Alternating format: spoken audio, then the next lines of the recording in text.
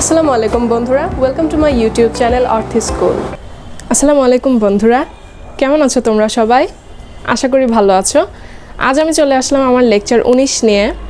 আজ আমরা শিখব ক্রয় ফেরত জাবেদা কিভাবে করতে হয়। তো দেখো বন্ধুরা, এখানে আমি একটি প্রশ্ন উঠিয়ে নিয়েছি। চলো দেখা যাক প্রশ্নে কি কি বলা হচ্ছে। আচ্ছা, ফাতিমা স্টোরসে 2019 সালের এপ্রিল মাসে নিম্নোক্ত ফেরতসমূহ সংগঠিত হয়েছে। আচ্ছা, এপ্রিল 1-এ বলা হচ্ছে রহিমা ট্রেডার্স হতে 2500 টাকার পণ্য ফেরত পাওয়া গেল।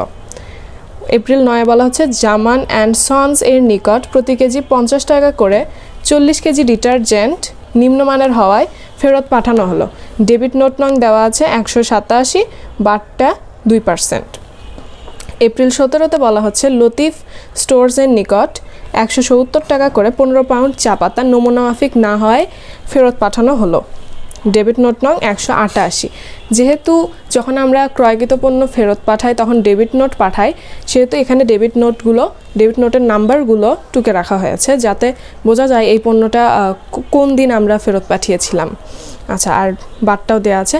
দেখো বন্ধুরা, এখানে এপ্রিল 1 তারিখে কিন্তু এটা ক্রয় ফেরত হবে না, কারণ এখানে বলা হচ্ছে রহিমা ট্রেডার্স হতে 2500 টাকার পণ্য ফেরত পাওয়া গেল, অর্থাৎ বিক্রয় করেছিলাম সেইটা ফেরত পেয়েছি।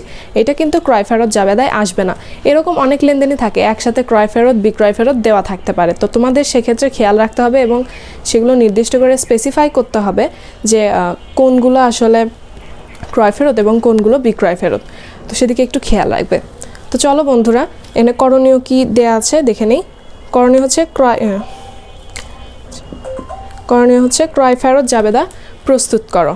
তো চলো আমরা ক্রয় ফেরত জাবেদাটা দ্রুত প্রস্তুত করে নেই। তো দেখো বন্ধুরা, আমি এখানে ক্রয় ফেরত জাবেদাটা করে নিয়েছি। চলো তোমাদের আজ এখন বুঝিয়ে দেই। আচ্ছা, তো দেখো ফাতিমা স্টোরসের ক্রয় ফেরত জাবেদা, এটা হচ্ছে শিরোনাম ক্রয় ফেরত জাবেদার। এখন দেখো এখানে আমি 5টা কলাম ব্যবহার করেছি। একটা হচ্ছে তারিখের কলাম, একটা ডেবিট হিসাব খাতের, আরেকটা ডেবিট নোট নম্বর, আরেকটা সূত্র, আরেকটা হচ্ছে জাবেদার কলাম। আচ্ছা, এখানে আমরা টাকার পরিমাণটা লিখব। তো দেখো এখানে ডেবিট হিসাব খাত কেন লিখলাম, ক্রেডিট হিসাব খাত কেন লিখলাম না? ক্রয়ের সময় তো ক্রেডিট হিসাব খাত লিখেছিলাম। তো বন্ধুরা, প্রশ্নটা এখানেই দেখো, পাওনাদার হিসাব এখানে ডেবিটে আছে, আর তখন আমরা যখন বাকিতে ক্রয় করেছিলাম তখন পাওনাদার হিসাবটা ক্রেডিটে ছিল। তো পাওনাদার হিসাব যখন ডেবিটে চলে আসলো, আমাদের দায় যখন কমে গেল তখন পাওনাদার হিসাব ডেবিটে আসলো। আর এখন আমরা ডেবিট হিসাব খাতে এখানে এই জন্য লিখলাম যে এখানে আমরা এখন পাওনাদারদের নামটা লিখব। আর ক্রেডিটে আছে ক্রয় ফেরত জাবেদা, ক্রয় জাবেদা ডেবিট আর ক্রয় ফেরত জাবেদা ক্রেডিট। আর পাওনাদার হিসাব যখন পাওনাদার সৃষ্টি হয় তখন হচ্ছে যখন দায় বৃদ্ধি পায় তখন পাওনাদার হিসাব ডেবিট, আর যখন হ্রাস পাচ্ছে তখন পাওনাদার হিসাব, যখন বৃদ্ধি পাচ্ছে পাওনাদার তখন পাওনাদার হিসাব ক্রেডিট, আর যখন পাওনাদার হ্রাস পাচ্ছে তখন পাওনাদার হিসাব ডেবিট হয়ে যাচ্ছে। আচ্ছা, তো দেখো এখানে প্রথমে এপ্রিল 9 তারিখে বলা হয়েছিল ক্রয় ফেরতের কথা। তো জামান অ্যান্ড সন্সের নিকট 50 টাকা করে 40 কেজি ডিটারজেন্ট ফেরত পাঠানো হয়েছিল। কারবারি বাট্টা ছিল 2%। তো এখানে 50 আর 40 গুণ করলে হয় 2000। সেখানে আমরা ওইটা 2% বের করে এখান থেকে বাদ দিয়ে দিয়েছি। 2% আসে 40 টাকা। তাহলে 2000 মাইনাস 40 ইকুয়াল 1960 বা 1960।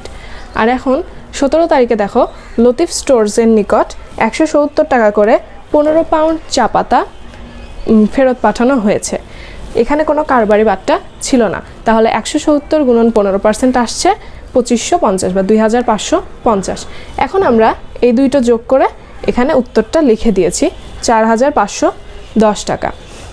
তো দেখো এটা খুবই ইজি ছিল। ক্রয় জাবেদা, ক্রয় ফেরত জাবেদা মানে বিশেষ জাবেদার যে অংশগুলো সেগুলো সবগুলোই অনেক ইজি হয়ে থাকে, শুধু এই টার্মগুলো ছোটো ছোটো টার্মগুলো মনে রাখতে হয়। তাছাড়া ক্যালকুলেশন অতটা কঠিন হয় না। আর যদিও একটু কঠিন হয় তো নগদ প্রাপ্তি প্রদান জাবেদাটা একটু কঠিন হতে পারে। এটা আমাদের ছিল বিশেষ জাবেদার 3 নম্বর টার্ম। তো আশা করি তোমরা বুঝতে পেরেছো ক্রয় ফেরত জাবেদা কিভাবে করতে হয়। এখানে যদি কোনো সমস্যা থেকে থাকে তাহলে অবশ্যই আমাকে কমেন্ট করে জানাবে। আর আশা করি সমস্যা থাকবে না, যেহেতু এটা অনেক ইজি। আর পরীক্ষায় আসলে তোমরা অবশ্যই এগুলো থেকে অ্যান্সার করার চেষ্টা করবে, কারণ এগুলো মনে রাখা সহজ হয় আর করতেও খুব কম সময় লাগে যদি তোমার ব্রেনে অঙ্কটা মনে থাকে তাহলে।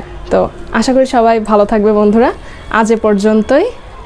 তো আমার ভিডিওটি, আমার লেকচারটি যদি তোমাদের ভালো লেগে থাকে তাহলে অবশ্যই লাইক করে দেবে এবং বন্ধুদের সাথে শেয়ার করবে, ও চ্যানেলটি সাবস্ক্রাইব করে বেল আইকনে ক্লিক করে রাখবে যাতে তোমরা নোটিফিকেশনগুলো পেতে থাকো। তো আল্লাহ হাফেজ বন্ধুরা।